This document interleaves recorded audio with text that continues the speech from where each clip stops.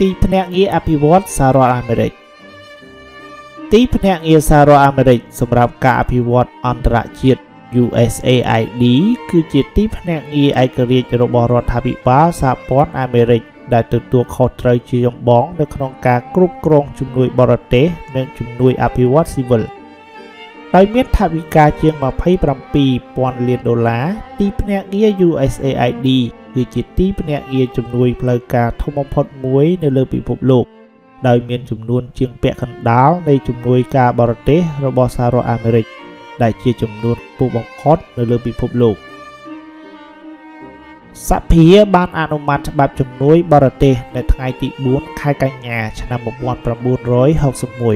ដែលបានរៀបចំកម្មវិធីជំនួយបរទេសរបស់សហរដ្ឋអាមេរិកនិងបានតម្រូវឲ្យបង្កើតទីភ្នាក់ងារដើម្បីគ្រប់គ្រងជំនួយសេដ្ឋកិច្ចទីភ្នាក់ងារ USAID ត្រូវបានបង្កើតឡើងជាបន្តបន្ទាប់ដោយបទបញ្ជាប្រតិបត្តិរបស់លោកប្រធានាធិបតី John Kennedy ដែលបានព្យាយាមការបង្រួបបង្រួមអង្គការនិងកម្មវិធីជំនួយការបរទេសដែលមានស្រាប់មួយចំនួននៅក្រោមទីភ្នាក់ងារនេះទីភ្នាក់ងារ USAID បានក្លាយទៅជាអង្គការជំនួយបរទេសដំបូងគេរបស់សហរដ្ឋអាមេរិកដែលបានផ្ដោតជាចម្បងលើការអភិវឌ្ឍសេដ្ឋកិច្ចសង្គមរយៈពេលវែង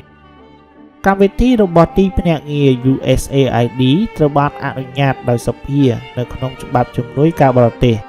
ដែលសភាបំពេញបន្ថែមតាមរយៈទិសដៅនៅក្នុងបេសកកម្មសម្របសម្រួលនៃការផ្ដល់មូលនិធិប្រចាំឆ្នាំនិងច្បាប់ផ្សេងៗទៀតក្នុងនាមជាសមាជិកធាតុផ្លូវការនៃគោលនយោបាយការបរទេសរបស់សហរដ្ឋអាមេរិកទីភ្នាក់ងារ USAID ប្រតិបត្តិការក្រោមការណែនាំរបស់ប្រធានាធិបតីរដ្ឋលេខាធិការនិងក្រុមប្រឹក្សាសន្តិសុខជាតិទីភ្នាក់ងារ USAID មានបេសកកម្មនៅជាង100ប្រទេសជាពិសេសនៅទ្វីបអាហ្វ្រិក អាស៊ី អាមេរិកឡាទីន មជ្ឈិមបូព៌ានិងនៅក្នុងតំបន់អឺរ៉ុបខាងកើត